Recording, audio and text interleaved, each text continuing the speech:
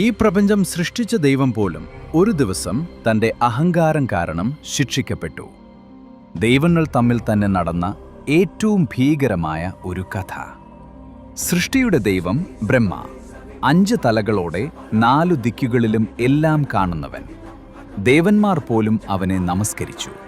കാലം കടന്നപ്പോൾ ബ്രഹ്മാവിന്റെ ഹൃദയത്തിൽ ഒരു ചിന്ത ഉദിച്ചു. ഞാനാണ് ഈ പ്രപഞ്ചത്തിന്റെ ആധാരം.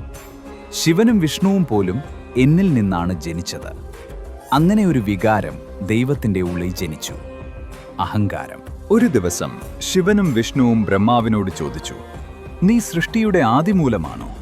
അപ്പോൾ ബ്രഹ്മാവിന്റെ 5ാമത്തെ തല പറഞ്ഞു, അതെ, ഞാൻ തന്നെയാണ് എല്ലാത്തിൻ്റെയും ആധാരം. പക്ഷേ അത് സത്യമല്ലായിരുന്നു, അതൊരു കള്ളമായിരുന്നു, പ്രപഞ്ചത്തിലെ ആദ്യത്തെ മഹാകള്ളം. ശിവൻ ഒന്നും പറഞ്ഞില്ല. അവൻ മൗനമായി എല്ലാം അറിഞ്ഞു. ദൈവങ്ങൾക്ക് പോലും 2 കാര്യങ്ങൾ സഹിക്കാനാവില്ല: കള്ളം, അഹങ്കാരം. ശിവൻ കണ്ണടച്ചു. അവന്റെ നെറ്റിയിൽ ഒരു കണ്ണ് തുറന്നു, 3ാം കണ്ണ്. ആ കണ്ണിൽ നിന്ന് ഒരു ദിവ്യ അഗ്നി പുറപ്പെട്ടു. അത് നേരെ ബ്രഹ്മാവിന്റെ 5ാമത്തെ തലയിൽ പതിച്ചു. ഒരു ദൈവത്തിന്റെ തല മറ്റൊരു ദൈവം തന്നെ ചുട്ടെരിച്ചു. ആ തല ചാരമായി മാറി. ബ്രഹ്മാവിന്റെ തല വെട്ടിയത് മഹാപാപമായതിനാൽ ശിവന് തന്നെ ശിക്ഷ ലഭിച്ചു. ആ തലയുടെ അസ്ഥികൂടം കയ്യിൽ പിടിച്ച് ശിവൻ ഭിക്ഷാടനം ചെയ്യേണ്ടി വന്നു.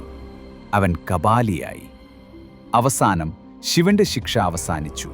പ്രപഞ്ചം വീണ്ടും ശാന്തമായി.